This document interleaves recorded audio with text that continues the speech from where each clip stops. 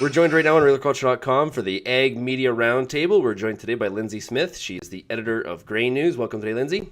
Hello. And we're also joined by Andrew Campbell. He is with Fresh Air Media. He's based in London. Welcome today, Andrew. Thank you. Okay, guys, let's talk about the issue that is on everybody's mind. It is the Canadian Wheat Board. Lyndsey, let's start with you. We have been calling this the CWB Boondoggle. It just continues to get worse for both sides. What is your opinion on what's happening now? Oh boy.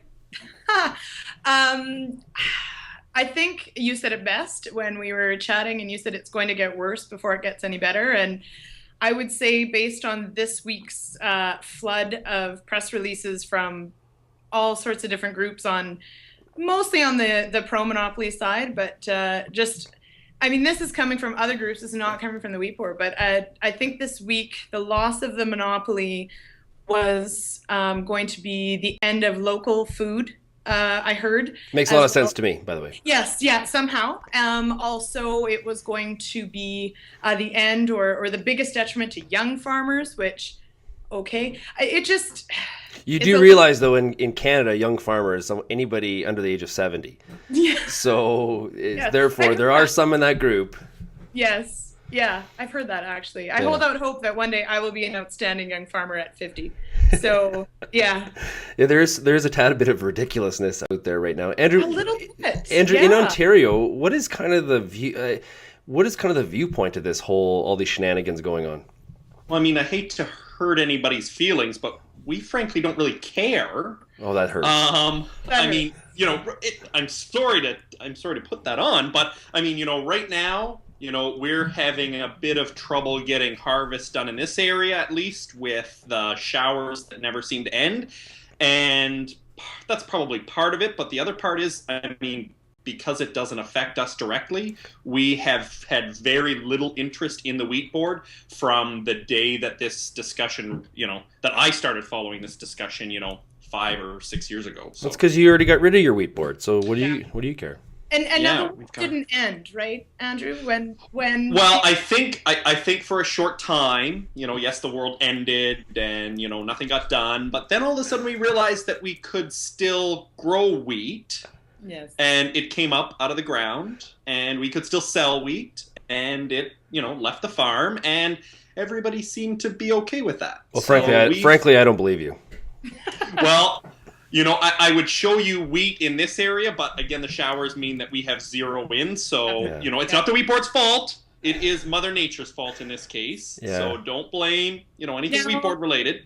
Now, what about, it's not talked about a lot, but certainly even in Oberg's address recently to the committee, he did mention supply management as sort of next on the hit list kind of idea. They're not the same thing, but certainly supply management kind of gets dragged into this. Shaun, I don't know what your thoughts are. Probably, it's the government both has a large interest and really controls whether it goes on or not, would be probably the one thing, and that government control, I could see how the discussion kind of happens, but I think one of the biggest differences in this, and I know, Shaun, you mentioned this in a commentary a little while ago, is that all the supply managed industries and all the producers in it, or at least the vast majority of them, support it. Besides the incomings. Incomings. And, I'm sure if you looked hard, you could find another couple. But it's one of those cases of those who are really against it, like Ian, said, okay, well, let's just move to the States. For us, it's, if we drove an hour south, we could farm not under supply management if we really wanted to. But it's also, if you want to be a dairy farmer, that's the market that you're in. And so you buy quota and start farming. So that's the reality. That sense, right? And why wouldn't the farmers? Because really, with the Wheat Board, it's one of those things of, when supply isn't controlled, then obviously you have the battle of, well, who's going to really pay the higher price? And I could really get it higher here and all that discussion. But with supply management, it's much more controlled. And therefore, why wouldn't you be happy in the industry when you're in it? Because you can plan, 10 years out in business plans and know roughly what you're going to be getting. When the Ontario Wheat Board was folded, or there was marketing choice. The board is still there, I guess, under the GFO. You can still pool your wheat. Yes, you can. Yeah. It is getting heated in Western Canada. Like, it's ugly. Like, I was out last night at a farmer event, and the passion is insane towards this topic on both sides for some people. Was there that same kind of passion in Ontario? When this happened, I mean, to be honest, that was before my time farming and covering all this. So, well, then you don't deserve an opinion, young whippersnapper. I may not. I mean, all I can say is that knowing that, we all still grow wheat today after that happened. I just got a note that the Ontario wheat pool now gets about 5 to 15% of the province's wheat pooled into it, depending on the year, and then the rest obviously goes privately to elevators or whoever else. So, right. The fact is that that's the pool's there, and we personally on our farm have done the pool not recently, but have done it in the past. And we've obviously the majority of it has just been private, just because it's easier and the price is generally, you have a little more flexibility in the contracting of it, and it works. So, it works. We still grow wheat. Everything seems to be fine. As a young farmer, I still grow wheat. I didn't disappear. I don't know. I really am fascinated. I am fascinated by the conversation you guys have out there on both sides, but that, absolute death and destruction really just leaves me in awe. I mean, it's a boondoggle. People will still want to eat, bread and pasta and all that. Why wouldn't it still be grown? I don't know. Yeah. And I guess what I kind of stumble on is that really wheat and barley and durum destined for human consumption are the only 3 crops under this monopoly.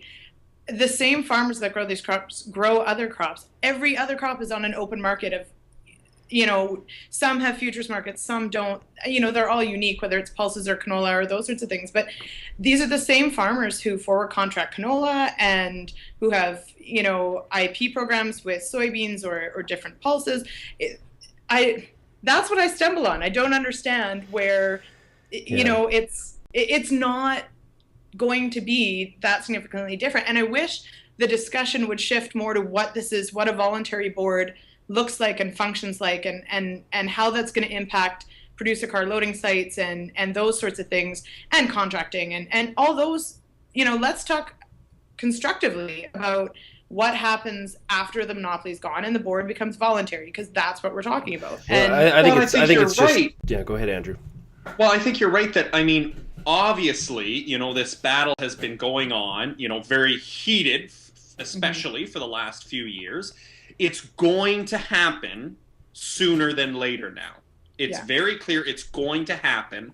Why continue to fight when... And farmers' money to fight it. Like, now there's this latest ad campaign was just announced this week on this, this TV spots and radio spots and online and all these sorts of things. I mean... What is that saying? Who's putting out that?